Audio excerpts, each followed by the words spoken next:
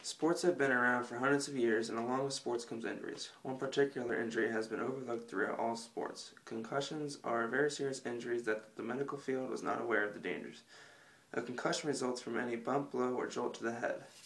The brain is moved the slightest amount, but results in life-threatening side effects.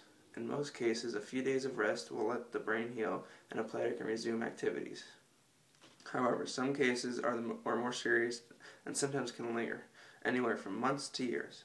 Although concussions are an issue in pro sports, youth programs have seen an increase in concussions as kids are becoming stronger and more physical at younger ages. Two sports see concussions on a more regular basis.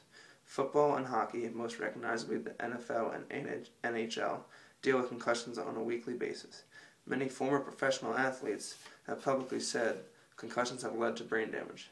The NFL has seen lawsuits claiming negligence to concussions resulted in brain damage. The most public legal situation regarding concussions is Dave Dorson. Dorson, is seen here, was a professional football player who committed suicide by self-inflicted gunshot in February of 2011. The family filed a wrongful death suit suggesting the NFL did not do enough to prevent or treat concussions that severely damaged his brain. Fortunately, the NFL is making strides to increase concussion awareness. There are numerous tests put in place by team trainers that must be passed before a player can return to the game. The NFL has also implemented league-assigned medical experts specifically to monitor concussions and its symptoms during games. As mentioned before, the NHL is also dealing with its players sustaining concussions. Just like football, the high-contact sport has realized the dangers of concussions. The NHL has seen its star players sidelined from concussions. What was considered to be the future of the sport is now faced with possible retirement. 24-year-old Sidney Crosby was concussed in back-to-back games. He had many lingering symptoms and numerous setbacks during his recovery. He was out for 11 months before finally returning.